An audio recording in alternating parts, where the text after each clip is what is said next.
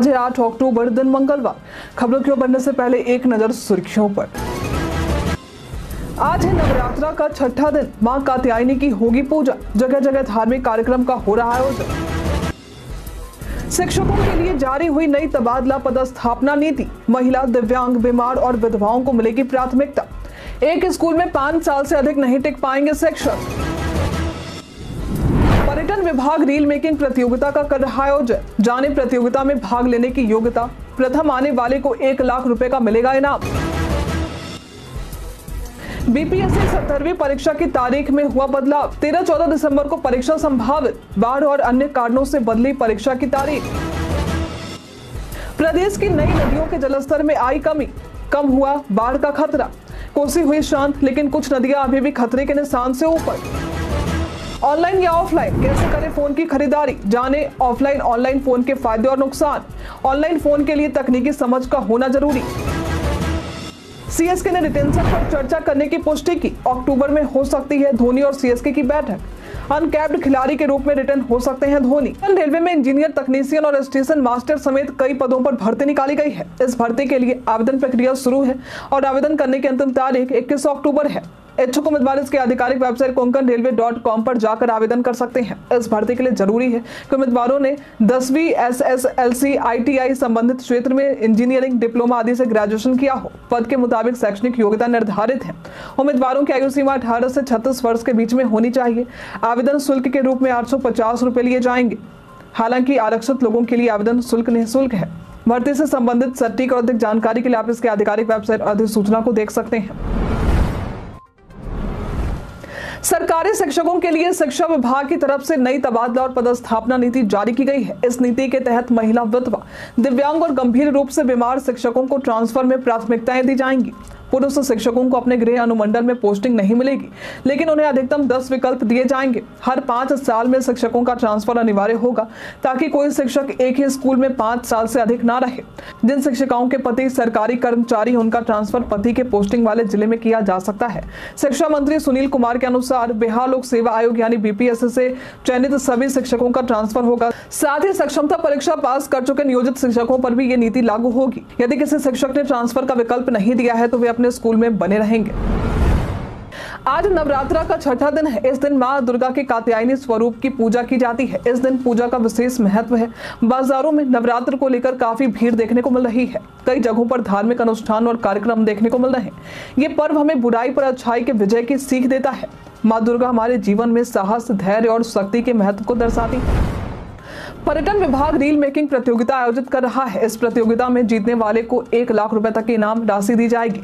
प्रतियोगिता में भाग लेने के लिए जरूरी है कि आप भारतीय नागरिक हो और आपकी उम्र कम से कम 18 वर्ष हो। साथ ही सोशल मीडिया जैसे फेसबुक, इंस्टाग्राम, ट्विटर या यूट्यूब पर 50,000 फॉलोअर हो। इसके अलावा सोशल मीडिया पर किसी तरह का भड़काऊ या आपत्तिजनक कंटेंट आपने पोस्ट ना किया हो। प्रतिभागी बिहार के आध्यात्मिक या धार्मिक पर्यटन, इको टूरिज्म, धरोहर और ऐतिहासिक पर्यटन, स्वास्थ्य पर्यटन, बिहार के व्यंजन और कला संस्कृति, इनमें से किसी एक में भाग ले सकते हैं। एक श्रेणी में अधिकतम 3 वीडियो जमा करने होंगे। ध्यान रखें आपका रील्स बिहार से संबंधित हो। इसके अलावा वीडियो बनाने के दौरान सभी वैधानिक प्रावधानों का अनुपालन करना जरूरी है। इसमें प्रथम आने वाले को 1 लाख रुपए, दूसरे स्थान पर 50,000 रुपए और तीसरे नंबर के प्रतिभागी को 10,000 रुपए दिए जाएंगे। बिहारी पहचान में आज हम बात करेंगे संदली सिन्हा के बारे में। इनका जन्म 11 जनवरी वर्ष 1973 में बिहार के मुजफ्फरपुर में हुआ था। ये एक प्रसिद्ध भारतीय बॉलीवुड अभिनेत्री और मॉडल रह चुकी हैं। ये प्रसिद्ध रोमांटिक मूवी तुम बिन में पिया का भूमिका में नजर आ चुकी हैं। ये फिल्म वर्ष 2001 में रिलीज की गई थी। संदली अब तुम्हारे हवाले, वतन साथियों में डॉक्टर साक्षी, तुम बिन 2 में पिया, पिंजरे में लाजो की भूमिका में भी नजर आ चुकी हैं। प्रदेश में कई दिनों से बाढ़ को लेकर तबाही देखने को मिल रही थी, लेकिन अब प्रदेश की कई नदियों के जलस्तर में कमी आई है, जिसमें कोसी, कमला शामिल है। हालांकि बागमती और अधवारा समूह की नदियों में अभी भी उफान बना हुआ है। आपको बता दें कि रविवार की शाम 5 बजे तक गंडक बैराज से करीब 82,000 क्यूसेक पानी छोड़ा गया था। वहीं प्रदेश के कई जिलों में बड़ी आबादी बांध पर है। इसमें दरभंगा, शिवहर और मुजफ्फरपुर जैसे जिले शामिल है। सभी उत्तर बिहार के ही जिले हैं और उत्तर बिहार में ही सबसे ज्यादा बाढ़ का खतरा हर साल बना रहता है। बिहार खेल अकेडमी में 25 विभिन्न खेलों के लिए 103 खेल प्रशिक्षकों की नियुक्ति की घोषणा बिहार राज्य खेल प्राधिकरण द्वारा की गई है। आपको बता दें कि 200 पदों का सृजन राज्य सरकार द्वारा किया गया है। राज्य सरकार के इस फैसले से प्रदेश के खिलाड़ियों को राष्ट्रीय और अंतर्राष्ट्रीय स्तर पर प्रतिस्पर्धी बनाने की दिशा में मदद मिलेगी। नियुक्ति की घोषणा के साथ ही आवेदन शुरू हो चुके हैं। 3 अक्टूबर से शुरू हुए आवेदन की अंतिम तारीख 14 नवंबर है। इसमें athletics, para athletics, football, kabaddi, भारोत्तोलन, मुक्केबाजी, शूटिंग, स्विमिंग, वाटर स्पोर्ट्स और अन्य कई खेलों को शामिल किया गया है। 1 वर्ष के लिए प्रशिक्षकों का मूल्यांकन बिहार राज्य खेल प्राधिकरण की तरफ से गठित स्क्रीनिंग कमेटी द्वारा किया जाएगा। फिर सेवा विस्तार पर विचार होगा। इस संबंध में बिहार राज्य खेल प्राधिकरण और बिहार खेल अकेडमी के महानिदेशक ने कहा है कि ये पहल राज्य के खेल विकास में एक मील का पत्थर साबित होगा। इससे बिहार के खिलाड़ियों को विश्व स्तरीय प्रशिक्षण मिल सकेगा। इस वक्त बीपीएससी अभ्यर्थियों के लिए एक बड़ी खबर सामने आई है। दरअसल बीपीएससी 70वीं परीक्षा की तारीख में आयोग ने बदलाव कर दिए हैं। अब ये परीक्षा संभवतः 13 और 14 दिसंबर को होगी। बिहार लोक सेवा आयोग द्वारा इस संबंध में लेटर भी जारी किया गया है। ये लेटर सभी जिलों के डीएम को भेजा गया है। लेटर के मुताबिक 18 नवंबर तक परीक्षा केंद्र उपलब्ध करवाने के निर्देश दिए गए हैं। बता दें कि बीपीएससी के परीक्षा में बदलाव बाढ़ और अन्य कुछ कारणों से किए गए हैं। आज के समय में स्मार्टफोन हमारी जरूरतों में से एक बन चुका है। नया मोबाइल खरीदते समय कई बातों का हमें ध्यान भी रखना जरूरी है। ऑनलाइन या ऑफलाइन फोन खरीदने के अपने फायदे और नुकसान हैं। ऑनलाइन खरीदारी में आपको विभिन्न विकल्प मिलते हैं, साथ ही बैंक और एक्सचेंज ऑफर्स भी अधिक होते हैं। यहाँ यूजर रिव्यू पढ़कर बेहतर निर्णय ले सकते हैं। हालांकि ऑनलाइन स्कैम का खतरा भी बना होता है, खासकर उन लोगों के लिए जो तकनीकी रूप से ज्यादा समझ नहीं रखते हैं। वहीं ऑफलाइन खरीदने पर आप डिवाइस को खुद देख सकते हैं, उसकी पोर्टेबिलिटी और कैमरा क्वालिटी को चेक कर सकते हैं। इसलिए यदि आप फिजिकली जांच करना चाहते हैं तो ऑफलाइन खरीदारी बेहतर होती है। अंततः आपको उस जगह से खरीदारी करनी चाहिए जहां आपको अधिकतम लाभ मिले।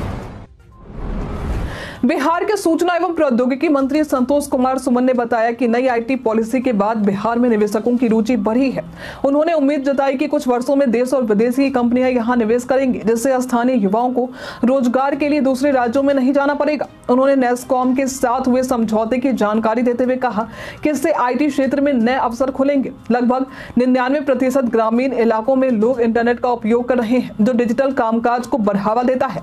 सचिव अभय कुमार ने कहा कि इस समझौते से बिहार की आईटी नीतियों में देश भर में फैलाने में मदद मिलेगी।